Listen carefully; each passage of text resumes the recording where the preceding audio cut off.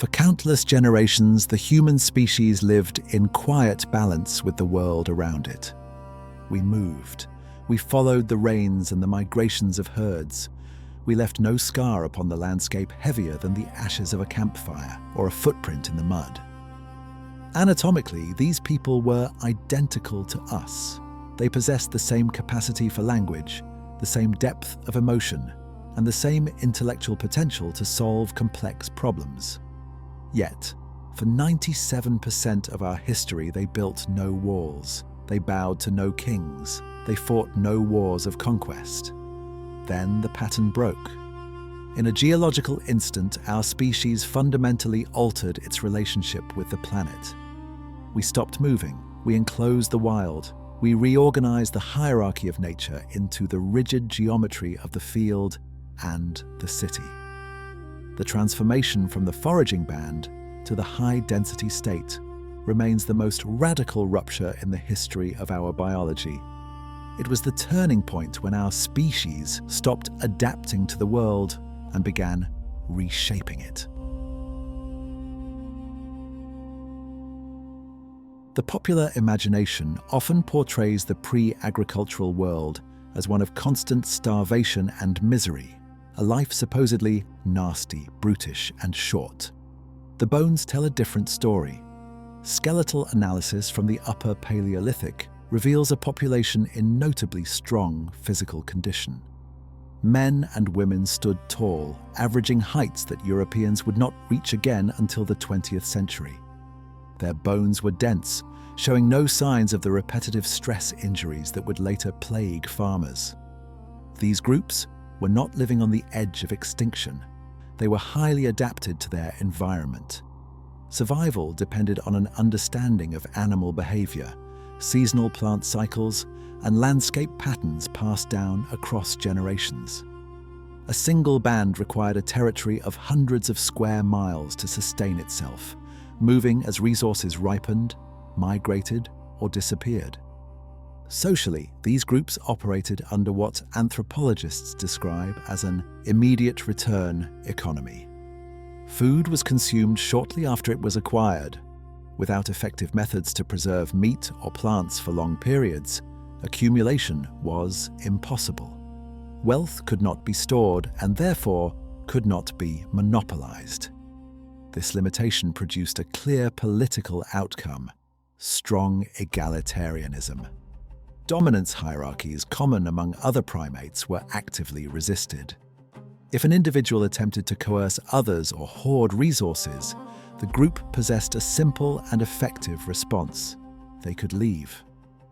In a world without borders or fixed property, freedom was measured in distance.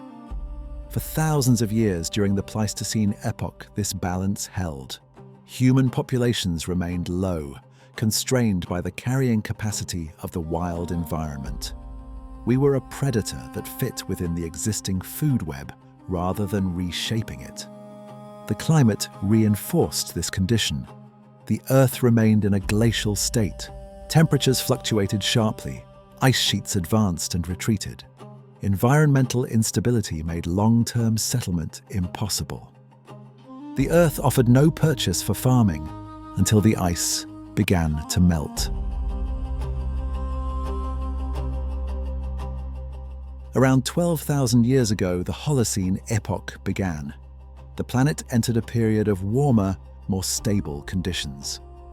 In the Near East, this climate shift created a corridor of sustained abundance known as the Fertile Crescent.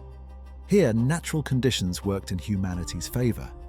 The region was home to the wild ancestors of the crops that would later feed much of the world: emmer wheat, einkorn, barley, chickpeas, lentils, and flax.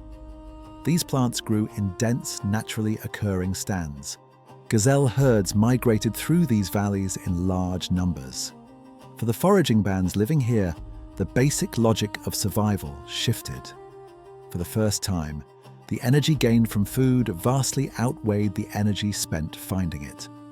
It was here that a culture known as the Natufians emerged. They provide the first critical clue in the mystery of civilization. For generations, we believed that agriculture caused people to settle down. that humans learned to farm and then built villages to tend their crops.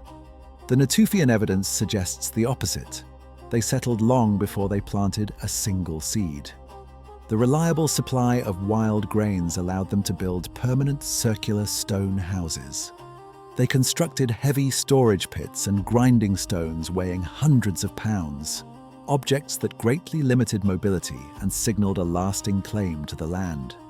They became sedentary hunter-gatherers. With permanent homes came deeper social changes. The Natufians began to bury their dead in defined burial areas, often beneath the floors of their homes. A new concept was taking root in the human mind: ancestry and inheritance, transforming the land from a space to move through into a place tied to memory, lineage, and obligation. Sedentism triggered a biological chain reaction. In a mobile band, a mother can only carry one infant at a time. Births are naturally spaced by 4 or 5 years. In a settled village, that constraint vanishes. Natufian women could bear children every 2 years. As a consequence, the population size grew. Small bands of a few dozen people expanded into villages of several hundred. The pressure on the local environment increased. The wild abundance that had made settlement possible was being consumed faster than it could regenerate. And then, the climate turned against them. Around 10,800 BCE, a sudden climatic reversal known as the Younger Dryas struck the northern hemisphere. Glacial meltwater poured into the North Atlantic, disrupting ocean circulation patterns that had helped stabilize global temperatures. The climate cooled rapidly. In the Levant, environmental conditions deteriorated, woodlands retreated, grasslands thinned. The ecological cycles that had supported dense communities started to fail. For the Natufians, this shift created an unprecedented challenge. The abundance that had made permanent settlement possible was disappearing. They faced a stark choice. One option was to abandon their villages, dismantle their large communities, and return to a fully mobile way of life. But this would have required a drastic reduction in population. The surrounding environment could no longer sustain so many people as foragers. The other option was to intervene.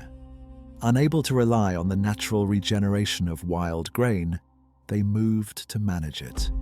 They cleared competing plants. They selected and relocated seeds.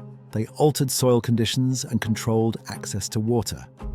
These actions marked a fundamental shift in our bond with the landscape. Agriculture was not adopted as a path toward progress or abundance.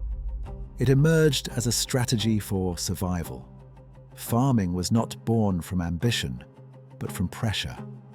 A way to stabilize a society that could no longer return to its previous balance. Human intervention began to transform wheat's structure. By repeatedly collecting and replanting these variants, humans unintentionally altered the plant's biology. Domesticated wheat lost the ability to reproduce independently. The shift to agriculture brought a marked decline in individual health. Diets that once included a wide range of plants, animals, fibers, and micronutrients narrowed to a heavy reliance on starchy grains. Nutritional diversity gave way to caloric uniformity. The skeletal record reflects this change. Average adult height in early farming populations of the Near East fell by several inches. New physical stresses also came. Processing grain required hours of repetitive labor. Joints deteriorated, spines compressed. Women who performed much of this work often developed chronic damage to their feet and lower backs from prolonged kneeling at grinding stones. Permanent settlements introduced another risk: disease. Mobile hunter-gatherer groups rarely provided stable conditions for pathogens to persist. Agricultural communities did. Dense populations lived in close quarters, often alongside newly domesticated animals. Shared water, air, and waste created pathways for infections to cross species barriers. Illnesses such as influenza, tuberculosis, and smallpox found new opportunities to spread.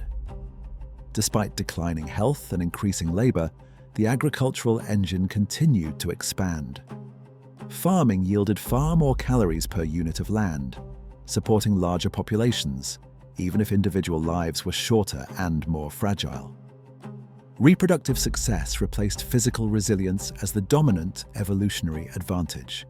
Population density increased, villages grew, and with them came a challenge humanity had never faced before: living permanently beside strangers. In open landscapes, conflict could be resolved through movement. If two foragers disagreed, they separated. In an agricultural society, separation carried a far greater cost. A farmer invested months of labor into a single plot of land. His survival was bound to that soil. Leaving meant abandoning the harvest, and with it, the future. Immobility reshaped human relationships. Land was now a fixed resource, claimed, cultivated, and defended. The idea of exclusive property began to take form, and where value concentrates, protection follows. At Jericho, around 8000 BCE, we encounter one of the earliest physical expressions of this shift. The settlement was enclosed by a massive stone wall and dominated by a tower nearly 30 feet high. For decades, archaeologists debated its purpose: flood control, ritual monument, communal symbol. Today, most interpretations converge on a practical explanation. The structure protected stored resources. In a world where food could be accumulated, it could also be taken. A granary filled with grain represented both security and vulnerability. Agriculture did not simply produce food, it produced targets. Raiding replaced wandering. Defense became a necessity. Violence reorganized itself around territory, storage, and control. Such systems required coordination.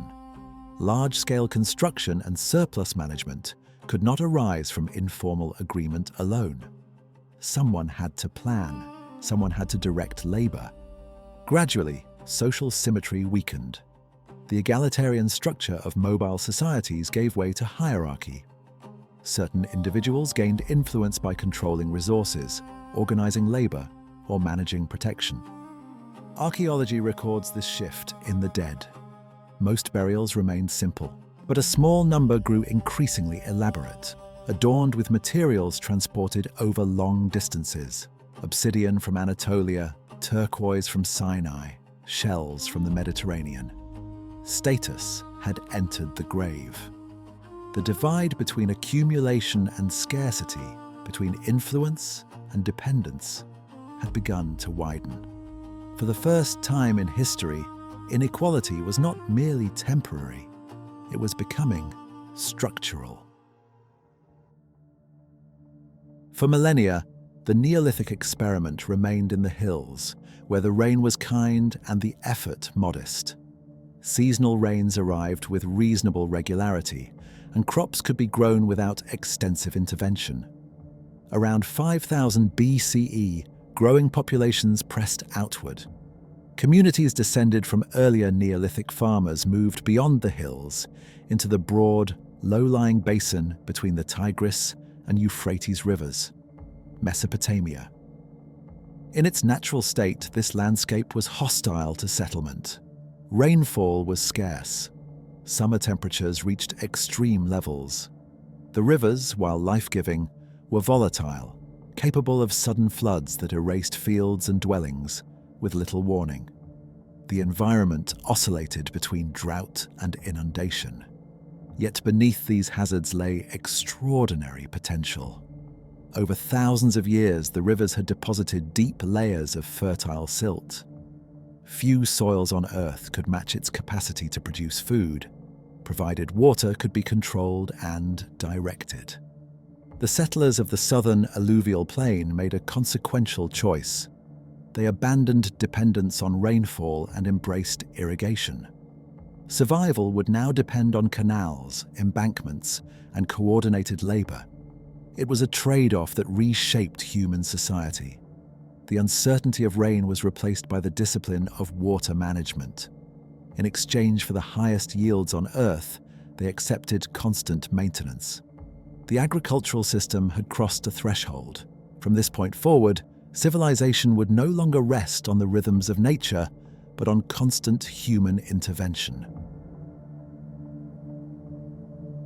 To water a field in southern Mesopotamia, canals had to be cut across miles of terrain. Silt had to be removed season after season. Embankments had to be raised to contain the spring floods. These tasks exceeded the capacity of a household, and even of a single village. They required sustained, coordinated labor on a large scale. Water had to be allocated, scheduled, and overseen. From this necessity, a new authority emerged. The decentralized autonomy of earlier communities gave way to centralized command. Those who controlled the flow of water controlled survival.